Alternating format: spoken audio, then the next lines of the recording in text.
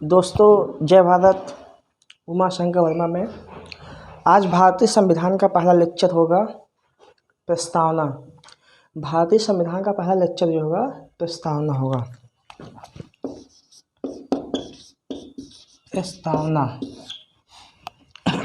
यहाँ से एक क्वेश्चन आना तय है। कोई भी एग्जाम होगा, यहाँ से एक क्वेश्चन आता है। इसको बोलते हैं प्रस्तावना। भारतीय संविधान में जो पहला पेज है वहाँ पे लिखा हुआ प्रस्तावना या आमुख या उद्देशिका या प्रियम्बल, इसका चार नाम है प्रस्तावना का। क्या नाम है इसका प्रस्तावना का? प्रस्तावना हो गया पहला, फिर उसके बाद आमुख हो गया है, फिर उसके बाद उद्देशिका हो गया है, फिर उसके बाद प्रियम्बल हो गया है। इसका चार नाम है प्रस्तावना, आमुख, उद्देशिका, प्रियम्बल हो गया। इससे पहला क्वेश्चन बनेगा कि ये कहाँ से लिया गया है। ये जो शब्द है, ये जो प्रियम्बल जो शब्द है, ये प्रस्तावना जो शब्द है, ये कहाँ से लिया गया है? तो अमेरिका से लिया। कहाँ से लिया गया? ये अमेरिका, संयुक्त राज्य अमेरिका से इसको लिया गया है, मतलब ग्रहण किया गया है। फिर उसके बाद भाषा शैली कहाँ से है? ऑस्ट्रेलिया से। कहाँ से है ये बच्चों? ऑस्ट्रेलिया से है। कहाँ से है ये?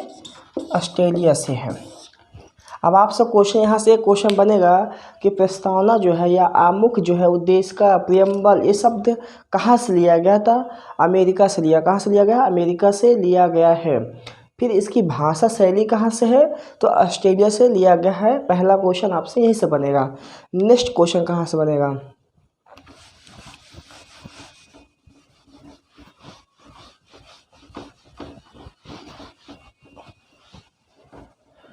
हम भारत के लोग कहाँ है? हम भारत के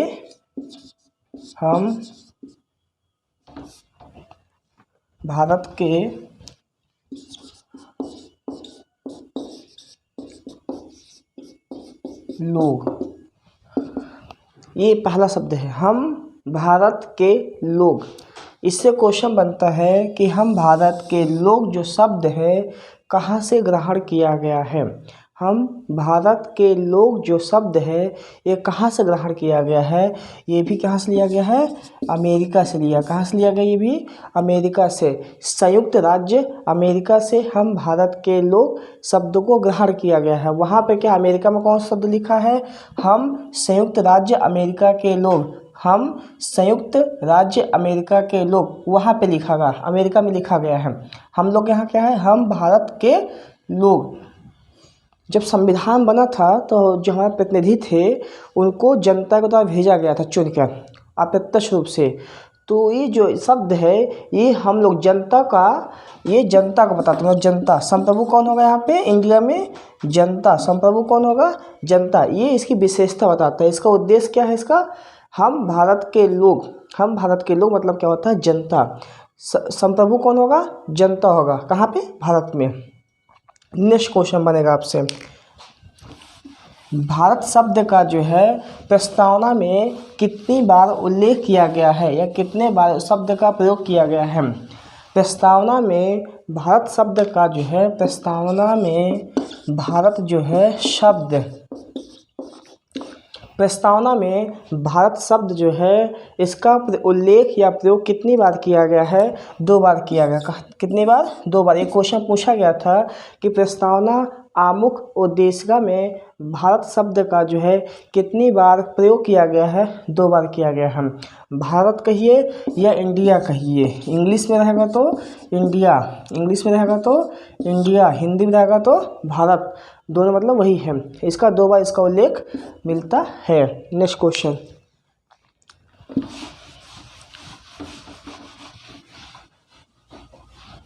संपूर्ण प्रभुत्व संपन्न, संपूर्ण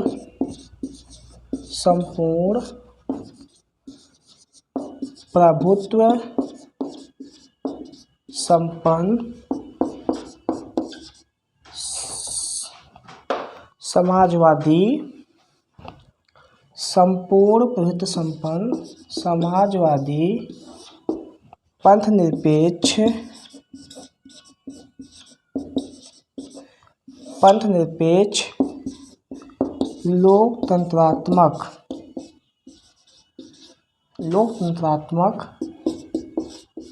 गणराज्य। ये छात्रों जो है दोस्तों, ये 5 शब्द का इसका प्रयोग किया गया यहाँ पे। संपूर्ण प्रभुत्व संपन्न समाजवादी पंथनिरपेक्ष लोकतंत्रात्मक गणराज्य बनाने के लिए। यहाँ से क्वेश्चन बनना है। कैसे बनेगा यहाँ क्वेश्चन? इसका क्रम पूछेगा, शब्दों का क्रम होना चाहिए। कैसा? संपूर्ण प्रभुत्व संपन्न पहला शब्द हो गया। इसके बाद नेक्स्ट कौन सा आएगा? समाजवादी आएगा। फिर इसके बाद क्या आएगा? पंथनिरपेक्ष आएगा। इसके बाद क्या आएगा? लोकतंत्रात्मक आएगा। फिर इसके बाद क्या आएगा? गणराज्य। यहाँ से क्रम में क्वेश्चन पूछेगा कि इसको क्रम को सेट करिए। इस क्रम को क्या करिए? सेट करना होता है। इस क्रम को क्या करना होता है? सेट करना होता है। कैसे? संपूर्ण प्रभुत्व संपन्न, फिर समाजवादी, फिर पंथनिरपेक्ष लोकतंत्रात्मक गणराज्य। यहाँ से क्वेश्चन और बन सकता है। पूछे कि जो संशोधन किया गया है ये 2 जोड़ा गया है। पूछेगा कि मूल संविधान में प्रस्तावना का क्रम सेट करिए। तो संपूर्ण प्रभुत्व संपन्न पहला आएगा, लोकतंत्रात्मक दूसरा आएगा, फिर गणराज्य आएगा। ये 2 शब्द पहले नहीं था, ये बाद में जोड़ा गया है। यदि पूछेगा मूल संविधान में प्रस्तावना को सेट करना होगा तो संपूर्ण प्रभुत्व संपन्न लोकतंत्रात्मक गणराज्य। यदि वर्तमान का पूछेगा तो संपूर्ण प्रभुत्व संपन्न समाजवादी पंथनिरपेक्ष लोकतंत्रात्मक गणराज्य। ये इस 5 शब्द का क्रम बनेगा। पंथनिरपेक्ष मतलब क्या होता है कि राज्य का कोई धर्म नहीं होगा, न राज्य किसी धर्म में हस्तक्षेप करेगा। गणराज्य मतलब क्या होता है ये देखा जाए। 26 जनवरी 1950 को हमारा देश गणराज्य बन गया। मतलब क्या होता है कि जो राष्ट्रपति होगा उसका चुनाव अप्रत्यक्ष हो रहा। चुनाव तो हो रहा है, कैसा भी हो, प्रत्यक्ष हो या अप्रत्यक्ष हो, लेकिन चुनाव तो हो रहा है। इसलिए हम लोग क्या है? गणराज्य है। जब अमेरिका ब्रिटेन में जाएंगे वहाँ पे वो गणराज्य नहीं, वहाँ पे सम्राट जो है सर्वोच्च होता है, वो अनुवांशिक होता है। वो क्या होते हैं? अनुवांशिक होते हैं। हम लोग क्या है? चुनाव के द्वारा राष्ट्रपति का जो है पद बनाए हुए हैं। ये दोनों में अंतर। गणराज्य कौन होगा? हमारा भारत का राष्ट्रपति। हमारे भारत के जो राष्ट्रपति है वो गणराज्य हैं। फिर नेक्स्ट क्वेश्चन बनेगा आपसे जो है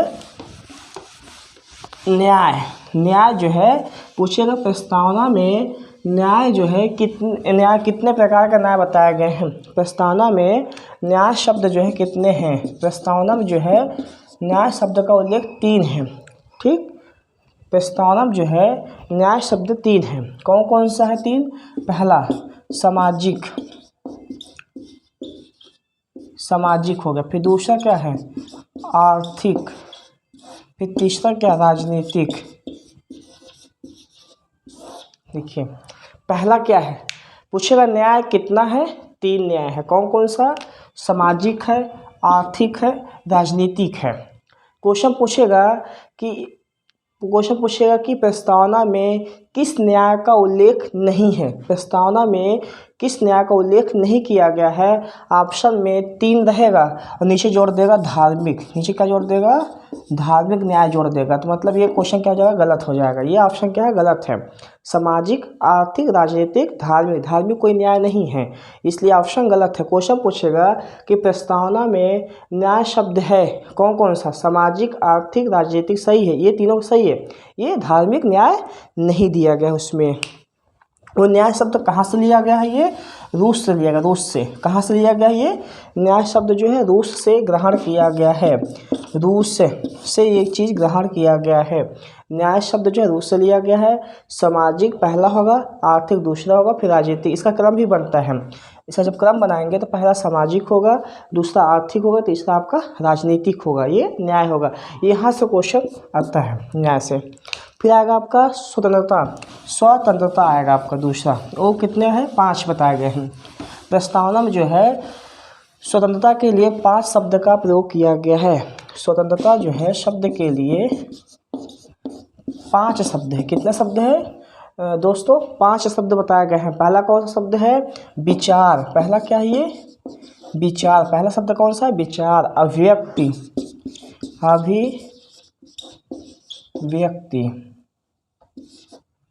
फिर उसके बाद क्या है, विश्वास। ठीक है, विश्वास। फिर इसके बाद क्या है, धर्म। धर्म। फिर क्या है इसके बाद, उपासना।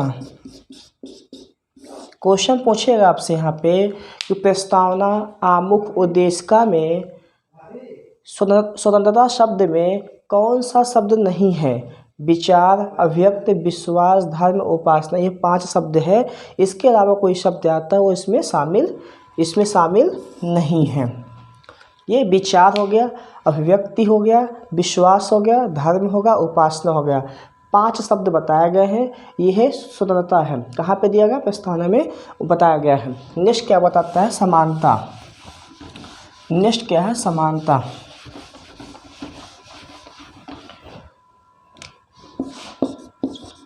समता। ठीक, ये कितना है, 2 है। समता कितना है, 2। समता, समानता कितना है, 2 है। कौन कौन सा है, प्रतिष्ठा। प्रतिष्ठा।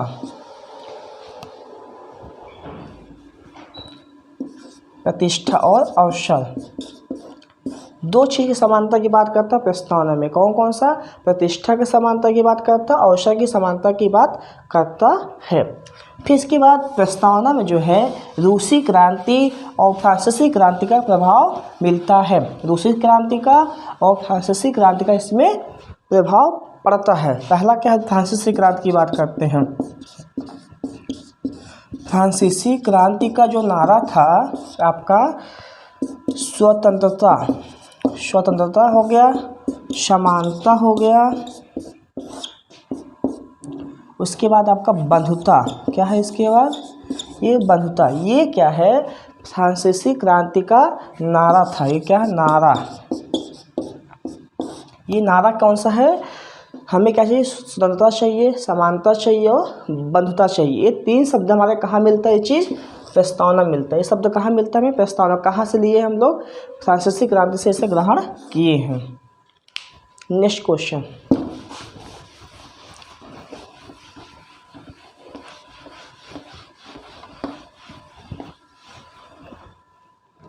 अब बात करते हैं प्रस्तावना।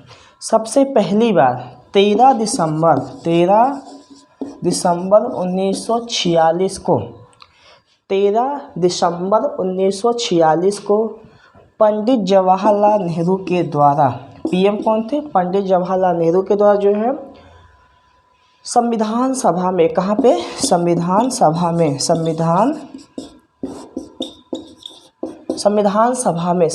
सभा में इस प्रस्ताव को रखा गया।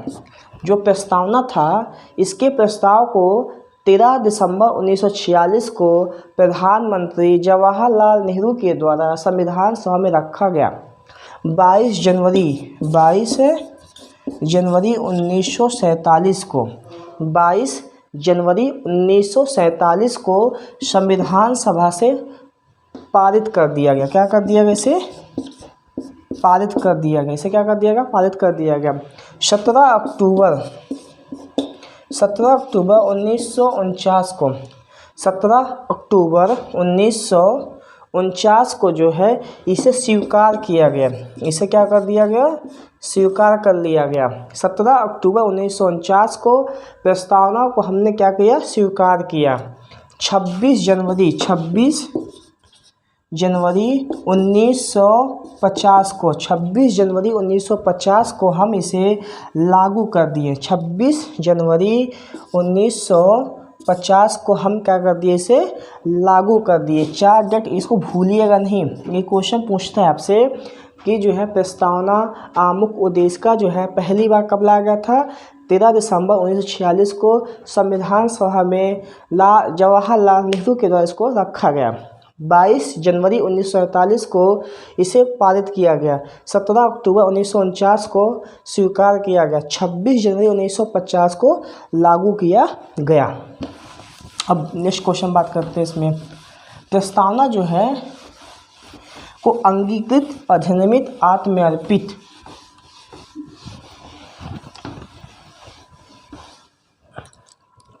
ये 26 नवंबर 1949 को 26 नवंबर 1949 को। 3 शब्द बताए गए इसमें, 3 शब्द कौन कौन सा है आपका? अंगीकृत माने क्या करना? स्वीकार करना। फिर नियमित, फिर उसके बाद आत्मअर्पित। ये 3 शब्द का यूज किया गया प्रस्तावना में। अंगीकृत माने स्वीकार करना होता है, लागू करना होता है, अपने आप को सौंपना होता है। आत्मअर्पित माने अपने आप को सौंपना होता है। प्रस्तावना को, आमुख को, उद्देशिका को कब हम लोग अंगीकृत किए थे? तो 26 नवंबर 1949 को हम लोग अंगीकृत किए हैं। प्रस्तावना को जो है अधिनियमित कब किया गया था? 26 नवंबर 1949 को अधिनियमित किया गया है। फिर उसके बाद प्रस्तावना को 26 नवंबर 1949 को आत्मअर्पित किया गया है। इसको भूलिएगा नहीं। अंगीकृत में क्या होता है? स्वीकार करना, लागू करना, उसके बाद स्वयं को सौंपना होता है। देखिए भारतीय देश में, हम लोग के इंडिया में शक संवत को स्वीकार किया गया। शक संवत को स्वीकार किया गया, शक संवत को इसको स्वीकार किया गया है। लेकिन प्रस्तावना एक जगह ऐसा है कि जहाँ पर विक्रम संवत का उल्लेख मिलता है। कौन संवत है यहाँ पे? विक्रम संवत का उल्लेख मिलता है। विक्रम संवत का इसका उल्लेख मिलता है। अब देश की बात करेंगे तो वहाँ पर शक संवत है। देश में क्या है? ये शक संवत है। देश में क्या है? शक संवत है। लेकिन हम लोग प्रस्तावना में क्या दिया गया है? ये विक्रम संवत लिखा हुआ। कब? 2006। विक्रम संवत 2006। विक्रम संवत 2006 ये कहाँ लिखा हुआ? प्रस्तावना। पूछेगा कि विक्रम संवत का उल्लेख कहाँ पे है? तो प्रस्तावना आमुख उद्देशिका में किया गया है। नेक्स्ट क्वेश्चन बनेगा, कब इसे हम स्वीकार किए थे? कब? प्रस्तावना को जो है शुक्ल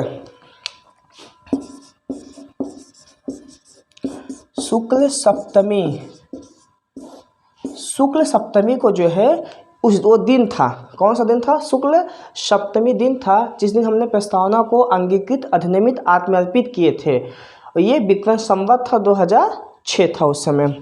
अब इसके बाद एक विवाद उठा इसमें, क्या प्रस्तावना संविधान का भाग है कि नहीं?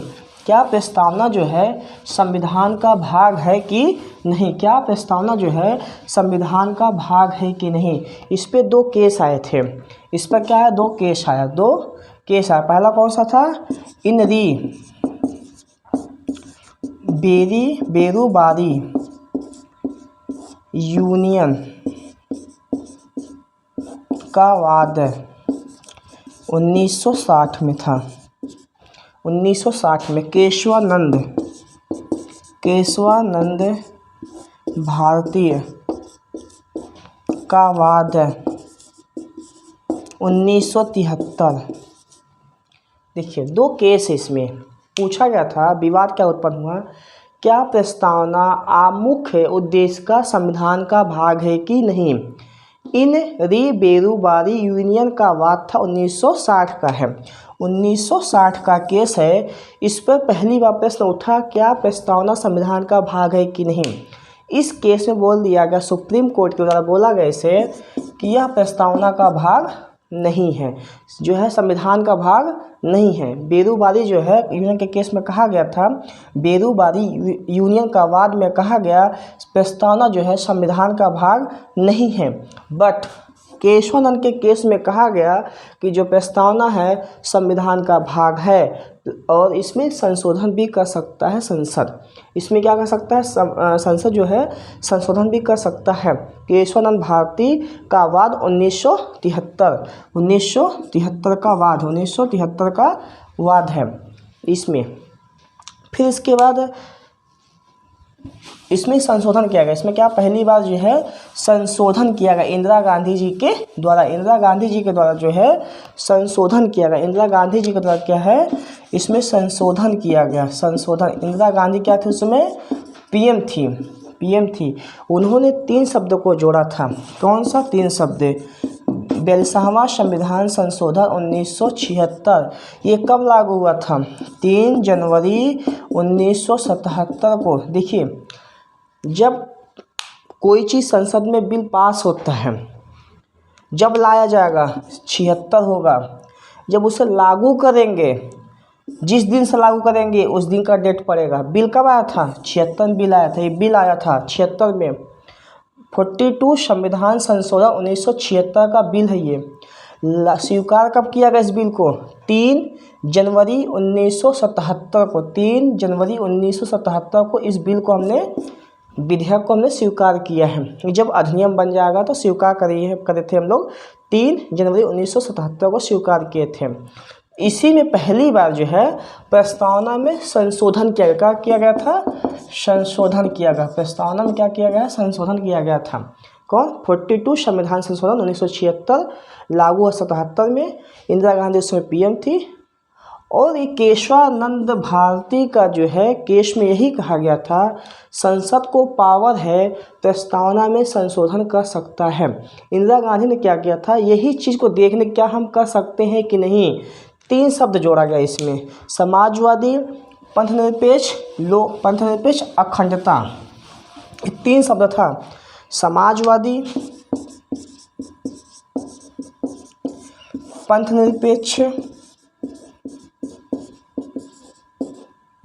पंथनिरपेक्ष हो गया, फिर उसके बाद अखंडता। ये 3 शब्द है जो जोड़ा गया प्रस्तावना में। ये प्रस्तावना में जो है 3 शब्द जोड़ा गया है, समाजवादी, पंथनिरपेक्ष, अखंडता। समाजवादी, पंथनिरपेक्ष, अखंडता, ये 3 शब्द जोड़ा गया इंदिरा गांधी के समय में। 42वां संविधान संशोधन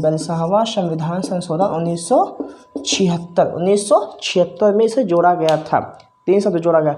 और प्रस्तावना में केवल एक बार संशोधन किया गया है। प्रस्तावना में जो है आमुख में, उद्देशिका में केवल एक बार संशोधन किया गया है। कौन कौन सा? समाजवादी, पंथनिरपेक्ष, अखंडता। उसके बाद नेक्स्ट क्वेश्चन बनता है, संविधान की कुंजी किसे कहते हैं? संविधान की कुंजी किसे कहते हैं? प्रस्तावना को।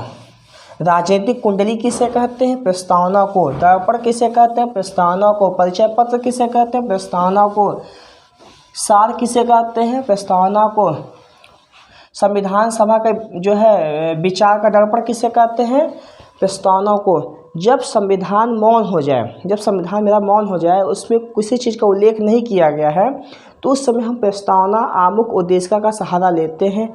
इसे पढ़कर हम कोई सी डिसीजन सुप्रीम कोर्ट देता है, जब चीज़ संविधान में उसका उल्लेख नहीं होगा तब। अब इसमें क्वेश्चन बनेगा, राजनीतिक कुंडली किसने कहा था? राजनीतिक कुंडली किसने कहा है? प्रस्तावना को जो है राजनीतिक जो है कुंडली किसने कहा था? के.एम. मुंशी। के.एम.